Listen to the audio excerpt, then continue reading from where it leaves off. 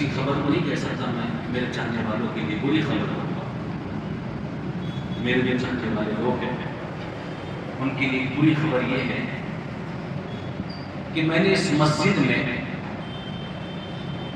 سب اپنا اپنا موبائل نکال کر ریکارڈ کرے تو اچھا ہوگا. میری چاہت ہے کہ آپ ریکارڈ کر لیں. اس مسجد میں 2019 میں آیا. کتنے میں؟ 2019 سے لے کر 2024 کے اختتام پر میں ہوں. اور اللہ کے فضل سے، کس کے فضل سے بولی؟ اللہ کے فضل سے، اللہ کے کرم سے، اللہ کی ہدایت سے میں نے 6 سال صرف اس کی رضا کے لیے ایمان رکھا. کس کی؟ اللہ کی رضا کے لیے بولیے امامت کیا. میں نے 6 سال یہاں پر خدمت خلق کی اور قرآن اور احادیث کریمہ اور علماء کی روشنی میں نے امت کو دین کی بات بتایا. کیا بتایا؟ دین کی. ہم نے نہ قرآن کو چھوڑا نہ حدیث کو چھوڑا. ہم نے دونوں کو اپنے سامنے رکھ کر امت کو درس دیا کہ یہ دین رسول ہے، یہ دین مصطفیٰ ہے، یہ خدا کا فرمان ہے، یہ رسول کا فرمان ہے. اس کی مخالفت جو کرے گا ہم اس کی بات کو تسلیم نہیں. تو 6 سال الحمدللہ میں نے یہاں پر امامت انجام دی، خدمت کی. اب ہوا یوں ہے، میں کوئی جھگڑے کے موڑ میں نہیں رہی، میں خوشی خوشی بات کر رہا ہوں. میرے چہرے پہ آپ کو کوئی پریشانی نظر نہیں آئی، لیکن میں بہت پریشان ہوئی. اللہ کا فضل ہے، جہاں بھی خدمت کی ضرورت ہوتی تھی اللہ تبارک و تعالیٰ فقیر سے اللہ نے کام دیا. میری پہلی امامت سے لے کر سیدھی جامع مسجد سے لے کر موتی خانہ مسجد تک میرا مقصد صرف دین کی خدمت. کیا ہے؟ اور اگر کوئی دین کی مخالفت بات کرے گا تو ہم اس کی بات کو جوتے کی نوک پہ اڑا دیں گے. کیونکہ ہمیں وہ دین پسند ہے جو اللہ اس کے رسول نے دیا. اس کے علاوہ ہم کوئی دین کی بات نہیں مانیں. اب ہوا یہ ہے، میں اس مسجد سے استعفا دے رہا ہوں. یہ مسجد چھوڑ رہا ہوں. اچھا، چھوڑنے کی وجوہات بتاتا ہوں. آج سے 1.5 سال 2 سال پہلے یہاں پر ایک فساد ہو گیا، مجھ پر ہاتھ ڈالا گیا وغیرہ وغیرہ، معافی مانگی گئی، میرے سامنے رویا گیا، گڑ گڑایا گیا، فلانا ٹماٹر یوں تو حضرت ہم آپ کے ہیں، آپ ہمارے ہیں، گلے لگا لو. ہم نے بھی گلے لگایا، ہم نے اللہ کے بھی گلے لگائے. لیکن اس کے بعد میں سیاست چلتی رہی پیٹ پیچھے.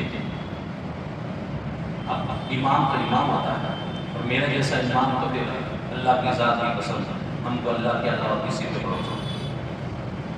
اب ہوا یوں کہ 6 سال امامت سے گزری تو لوگوں نے میرے تعلق سے بدگمانی شروع کر دی. ہمارا ایک محلہ ہے، یہ محلے کے الحمدللہ پورے افراد میرے ساتھ ہیں. پورے افراد میرے ساتھ ہیں. میری ہمت بنتے رہے، میری طاقت بنتے رہے، میری قوت بنتے رہے، وقت وقت پر میرے ساتھ چلتے رہے اور مسجد کا انجام دیتے. انہوں نے میرے پرسنل معاملے میں انٹرفیئر کرنا شروع کیا. جیسے میرے بچے اسکول میں آتے ہیں ان کو گھورنا، میرے بچوں کو ساتھ گالی سے بات کرنا، میری پیٹ پیچھے غیبت کرنا. البتہ یہ ہے کہ ان سے ہو نہیں سکا مجھ سے امامت نکالنے کے لیے. انہوں نے بڑی کوشش کی قاری صاحب کو نکالنے کی، لیکن قاری صاحب کو میں نے کہا تھا قاری صاحب اس وقت نکلے گا جب قاری صاحب سوچا کرتا، ورنہ کسی کی طاقت اور اوقات نہیں ہے. انہوں نے مجھے گھورنا شروع کیا، گالی دینا شروع کیا، بلیک بازی شروع کی. یہ بھائی کے پاس، وہ بھائی کے پاس، سب بھائی آپ کے پاس آتے.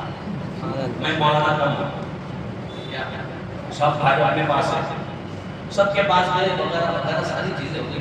یہاں تک تو میں نے برداشت کیا، لیکن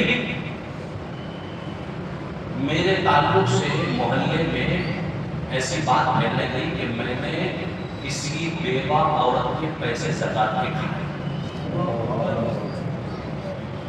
قیامت تک چاہے تو اب تک قیامت تک چاہے. جہاں دین کی بات تھی میں گالی بھی ساتھ، میری ماں بہنوں کو گالی بھی دیا گیا، میں برداشت کیا. میں نے کس کے لیے کیا؟ اللہ کے لیے. میں کسی کو ڈرتا ہوتا تھا یہاں تک برداشت کیا، دین کی بات کی، برداشت کیا، ڈپریشن بڑھ گیا. میں نے اللہ سے اس مسلح گواہ ہوگا قیامت کے لیے. میں نے اللہ سے کہا اللہ تیری رضا کے لیے سن رہا ہوں سے، میں اگر چاہوں تو اس کا ریٹرن دے سکتا ہوں، لیکن میں نے کہا اللہ تو اس کا ریٹرن دے گا. کون دے گا؟ اللہ ریٹرن دے گا. اور ہمارے ریٹرن کرنے میں اور اللہ کے ریٹرن دینے میں بہت بڑا تو مجھ سے الزامات لگائے گئے کہ امام صاحب نے کسی بیوہ عورت کے پیسے کھائے. یہاں پر لوگ گواہ ہیں، ہمارے محلے کے لوگ بیٹھے ہیں گواہ ہیں. اور پھر کہا گیا کہ بابا جان کے پاس کوئی لڑکی ہے، اس کے ساتھ میرا چکر ہے، مجھے نکالنے کے لیے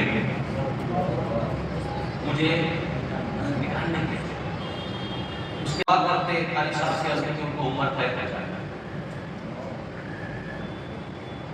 بہت سی باتیں ہیں. تو یہ باتیں جو ہے میرے دل کو ناگوار لگی. بات یہاں رافضیت کی تھی، شیعت میں تھی، تو اللہ نے مستقیم سے کام کیا. ان لوگ نے بڑی کوششیں کی، جدت جہد کی، بڑے لوگوں کے پاس گئے، ان کو کچھ ریٹرن نہیں. اور میں نے صرف اللہ کا ہی برداشت کیا. انہوں نے پوری قوت ہار گئے، اس کو نکالو، اس کو نکالو. کیوں نکالو؟ کیونکہ ایک دو مسجد آفسیت کرنی تھی، شیعہ بنانی تھی. یہ محلہ گواہ ہے، میں نہیں کہہ رہا، محلہ سارا شاہی ہے. تو البتہ یہ ساری باتیں جو دین تک تھی، میرے اولادوں تک تھی، میرے والد تک تھی، مجھ تک بھی تھی، میرے ماں باپ تک تھی، گالیاں کھائیں سب کھائے، لیکن میں اس کا سارا معاملہ میں اللہ کے سپرد کر رہا ہوں. کیا کر رہا ہوں میں؟ اللہ کے سپرد کر رہا ہوں. اے اللہ، جن جنہوں نے، اور کوئی مائی کا لال بول نہیں سکتا کہ قاری مدثر نقشبندی قادری نے کسی سے بھیک مانگا، کسی کے پیسے ڈبائے ہو، تم کو چیلنج دے رہا ہوں. میں اللہ کے گھر میں بیٹھ کر، مصلی رسول پہ بیٹھ کر، اللہ اس کی عزت کی، رسول کی قسم کھا کر کہہ رہا ہوں، میں جو الزامات مجھ پہ لگے ہیں، میں اللہ کی بارگاہ میں ہاتھ اٹھا کر دعا کرتا ہوں اللہ تبارک و تعالیٰ ان تمام چیزوں کو، ان سب کو ان لوگوں میں ملوث کر دیں. میں جیسے بغیر سے بدلا، میں لینے کی طاقت رکھتا ہوں، لیکن میں بدلا نہیں لوں گا. لیکن اللہ کے حضور دعا کر رہا ہوں میں، اے اللہ، جن لوگوں نے مجھے الزامات لگایا، ان سب کو اس میں تم ملوث کر. امامت تم نے کیا سمجھا؟ امامت کو، امام کا کام کیا ہے؟ حق اور باطل کا فرق کرنا. تم کہتے باطل کا ساتھ دو. کسی کو صدر بننے کی پڑی ہے، کوئی مسجد کا صدر باہر کھڑے ہو کر امام کی ماں بہن کر رہا ہے، کوئی باہر کھڑے ہو کر امام کے اوپر گالی گلوچ کر رہا ہے، اور لوگ اس کو سپورٹ کر رہے ہیں، تو جا یہاں سے، تو جا جھگڑا پڑے گا.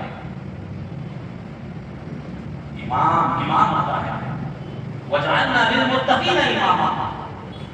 اگر سارے امام اگر مسجد میں ہٹ گئے اور دین داری چھوڑ دی نا، تو تمہارے ایمان کے تالے پڑیں گے. کیونکہ یہ نبیوں کے وارث ہے. کس کے؟ نبیوں کے وارث. تم نے مجھے گالی نہیں دی، تم نے رسول اللہ کو گالی دی. تم نے اللہ کے رسول کو اذیت دی.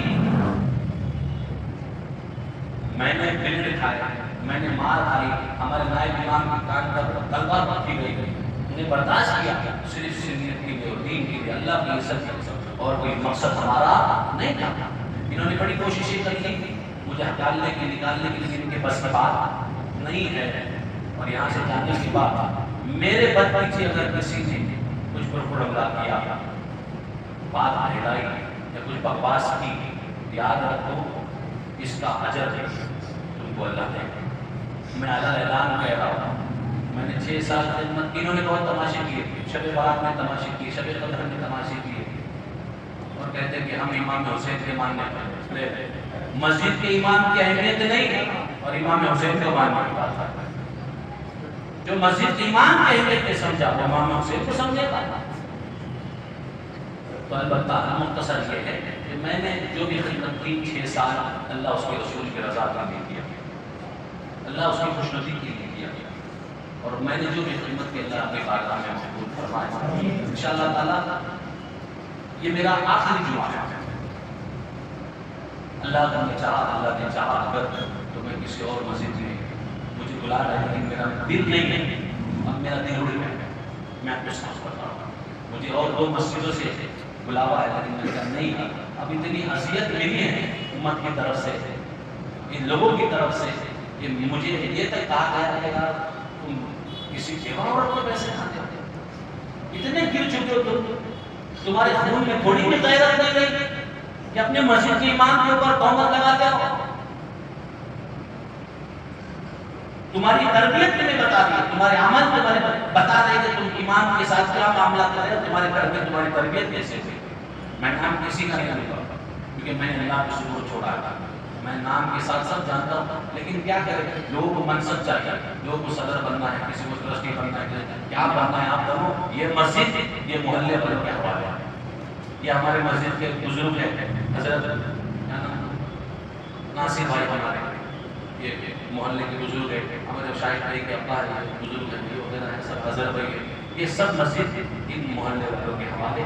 اب یہاں سے اس مسجد کی حفاظت کرنا آپ کا کام ہے، کیونکہ میں اکیلا بہت دیر تک نہیں لڑ سکتا، بہت دیر تک میں اس جنگ میں اکیلا نہیں لڑ سکتا. میں تنہا لڑ رہا تھا 5 سال سے 6 سال سے. اب میری قوت جو ہے، میری قوت ختم ہو گئی ہے اور الحمدللہ یہاں سے رابطیت ختم ہو چکی ہے.